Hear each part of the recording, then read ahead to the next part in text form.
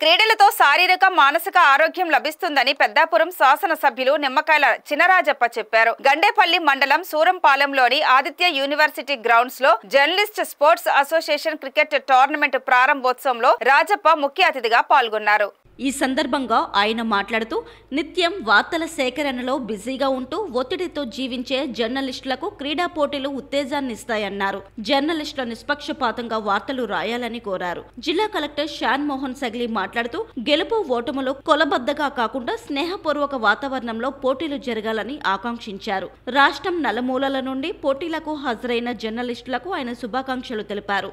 Aditya university chairman Nallamilli Sesha Reddy మాట్లాడుతూ రాష్ట్ర స్థాయి జర్నలిస్ట్ క్రికెట్ టోర్నీకి ఆతిథ్యం ఇవ్వడం తమ అదృష్టంగా భావిస్తున్నామని అన్నారు. రాజప్ప గారికి, పోస్ట్ శేషారెడ్డి గారికి అండ్ ఎంటైర్ అసోసియేషన్ ఆఫ్ ఉమ్మడి తూర్పుగోదావరి జిల్లా విలేకరుల అసోసియేషన్ అండ్ స్టేట్.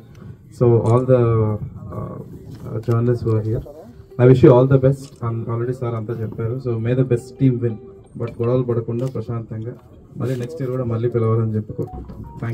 ఈ జర్నలిస్టులు స్టేట్ అసోసియేషన్ ద్వారా మన కాకినాడలో మన ఆదిత్య కాలేజీ క్యాంపస్లో మీరు ఈ యొక్క క్రికెట్ టోర్నమెంట్ వచ్చినందుకు ఇది మేము చాలా అదృష్టంగా భావిస్తున్నాం.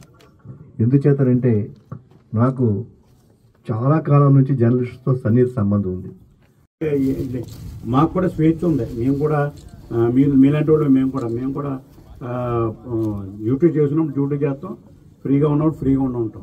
మరి అలాంటప్పుడు కూడా కొంత రాసినప్పుడు కొంతమంది అట్ట అవుతున్నారు. అలాంటివి రానివ్వకుండా మీ జిల్లాలకి రాష్ట్రానికి అందరికీ కూడా తెలియజేసుకుని సెలవు తీసుకుంటాం.